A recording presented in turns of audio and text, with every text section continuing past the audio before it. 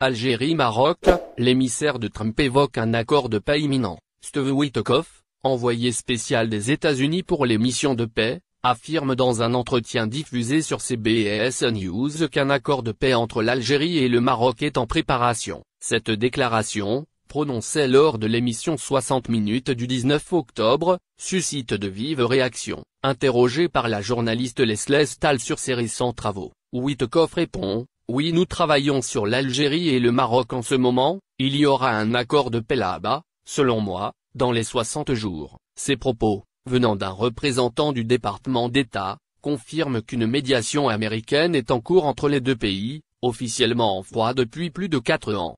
Accord de paix en préparation. Washington relance le dialogue entre Alger et Rabat. Nommé en juillet, Steve Witkoff supervise plusieurs dossiers sensibles au Moyen-Orient et en Afrique du Nord.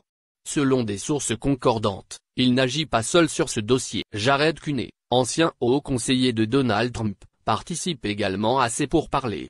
L'équipe américaine revendique un rôle de confiance et de négociation dans plusieurs zones de tension, tandis que Massad Bouloud, autre émissaire de Trump, affirme récemment que le pouvoir algérien se dit favorable à une amélioration des relations avec le Maroc.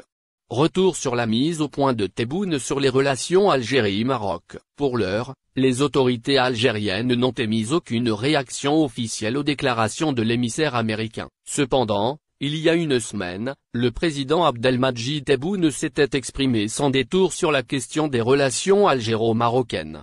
Lors d'une visite au ministère de la Défense nationale, face aux spéculations persistantes, il avait tenu à remettre les pendules à l'heure. Les frontières n'ont pas été fermées à cause du Sahara occidental. Elles ont été fermées pour d'autres raisons. En 63 ans d'indépendance, nos frontières sont demeurées fermées pendant plus de 45 ans. Un rappel qui replace le dossier dans son contexte réel, et souligne la volonté d'Alger de maîtriser elle-même le rythme et la nature de toute éventuelle détente avec Rabat.